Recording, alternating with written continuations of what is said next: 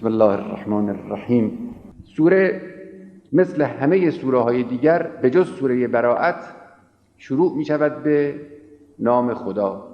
بسم الله الرحمن الرحیم. علت این که سوره براءت با این جمله گویا و بزرگ شروع نمیشه به طور اجمال این است که این نام آوری بسم الله حاکیست از رحمت و لطف و عنایت و آیات اول سوره براءت حاکیست از خشم، قهاریت و انتقام، براءت و بیزاری. لذا با بسم الله اون سوره مناسبتی نداره. اگر عمری بود و در سیر تفسیر قرآن به اون سوره رسیدیم در این باره بیشتر صحبت خواهیم کرد. اگرم من نبودم و من نگفتم اون رو در کتاب‌ها خواهید خوند و از دیگران خواهید شنید. اولا چرا سوره های قرآن و هر کاری در اسلام، هر سخنی، هر حرکتی و عملی با نام خدا شروع میشه؟ شروع به نام خدا نشان دهنده جهتگیری و تعلق این کار و این سخنه، همچنانی که شروع به نام هر کسی دیگر و هر چیز دیگر نیز همین خاصیت رو داره. وقتی شما کاری رو با نام خدا شروع میکنید میفهمانید که این کار متعلق به خداست، همچنانی که میفهمانید که رجوع این کار به خداست، یعنی جهتگیری این کار به سمت خداست. بنابراین وقتی سوره ای رو، مجموعه کلمات نورانی رو با نام خدا شروع میکنید یعنی این سخن متعلق به خداست و به سمت خداست و در جهت معرفت خداست. بسم الله، این باء بسم الله یعنی با استعانت به این اسم. با همون بایی است که تقریبا در فارسی هم به همین معنا به کار میره. اسم هم به همون معنایی است که در فارسی به کار میره. به اسم یعنی به نام. بسم الله یعنی به نام خدا، با استعانت از این نام، یا به مصاحبت این نام، یا با توجه به این نام. الله، الله اسم خداست. بعضی گفتند الله بوده است همون الاله با الف و لام تعریف بر سر اله. اله یعنی معبود، یعنی کسی که دلها و جانها متحیر اوست و متوجه به اوست، و الف و لام حرف تعریفه، یعنی اون اله و معبود مشخص که خالق آسمان و زمین و همه موجوداته. به تدریج در هم ادغام شده و ترکیب شده الله. بعضی هم میگن نه، الاله نبوده، بلکه الله خود این کلمه وضع شده برای نام خدا و ذات مقدس پروردگار. بقیه اسمهایی که برای خدا میخوانیم و میشنویم صفات خدا هستند. این خود خداست، وجود مقدس پروردگاره، نام خداست الله. پس بسم الله یعنی به نام خدا. الرحمن الرحیم، رحمان و رحیم هر دو از ریشه رحمت گرفته شده، منتها با دو عنایت متفاوت، با دو نگاه متفاوت، یا به تعبیری از دو بعد متفاوت. رحمان صیغه مبالغه است. یکی از صیغه های مبالغه در عربی صیغه فعلانه. میگن فلان کس غضبان، یعنی بسیار غضبناک، یا کسلان، یعنی بسیار کسل. رحمان نشون دهنده کثرت رحمت و افزونی رحمته، نشون دهنده سعه دایره رحمت الهی است. رحیم باز از همان ماده رحمته، منتها صفت مشبه است، نشون دهنده ثبات و دوامه.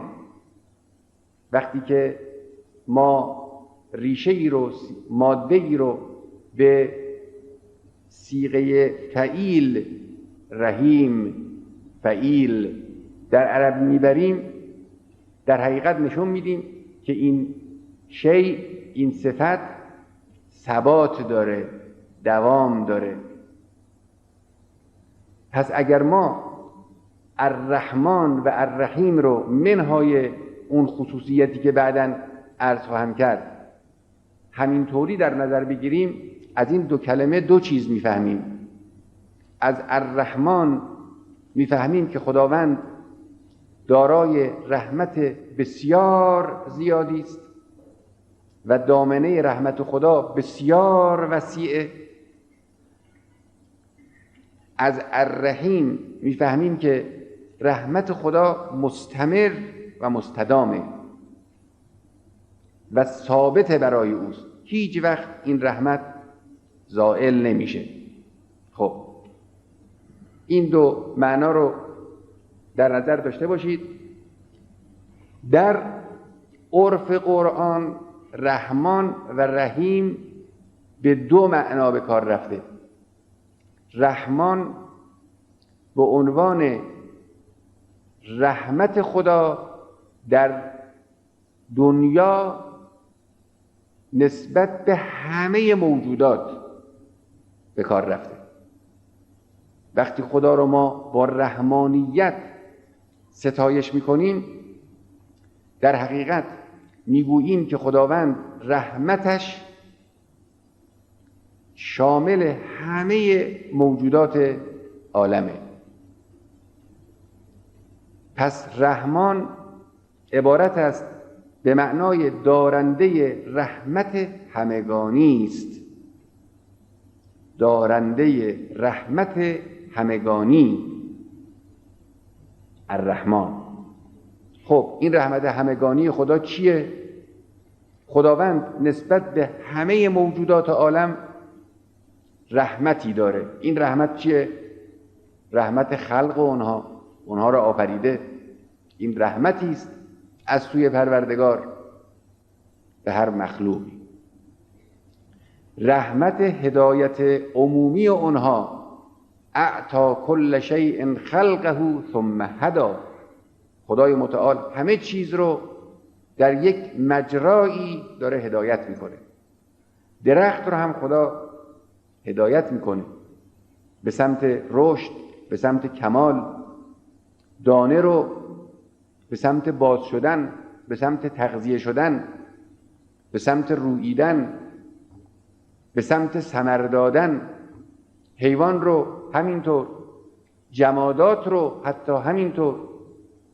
آفرینش و هدایت طبیعی همه موجودات رحمت خداست بر همه موجودات. بر هر موجودی رحمت متناسب با او از سوی خداست در دنیا. به انسان رحمت میده، به همه انسانها، رحمت حیات، رحمت تنفس، رحمت زاد و ولد، رحمت لذت‌های عالم. همه این زیبایی‌ها و نیکی‌ها رحمت خداست، از سوی اوست، متعلق به اوست، او به انسان‌ها داده.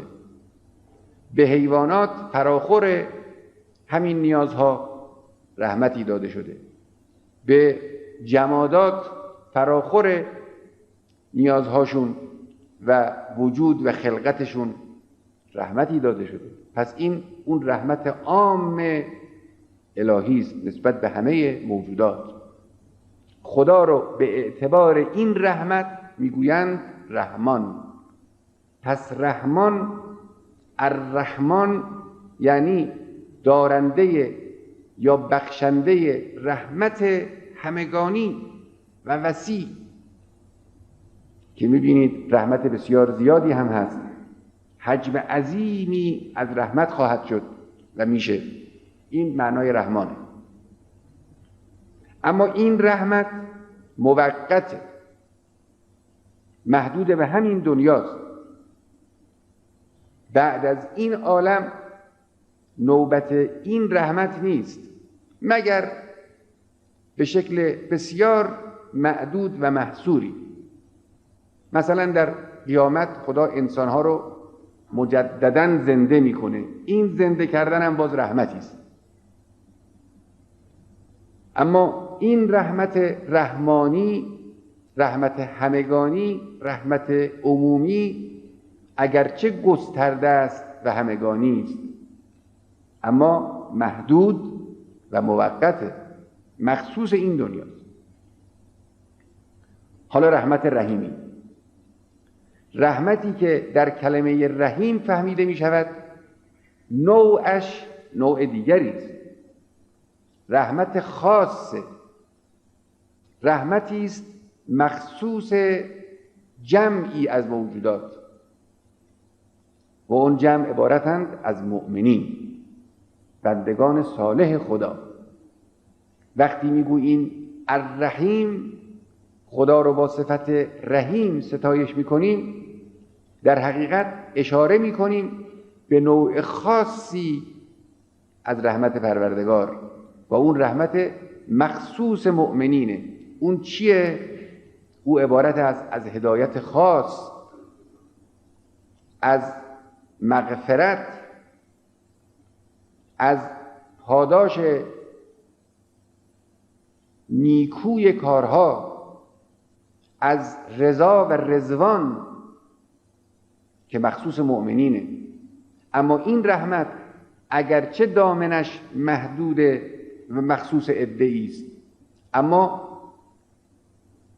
همیشگی است، مخصوص دنیا نیست، ادامه داره از این دنیا تا دوران برزخ، تا قیامت و تا بهشت.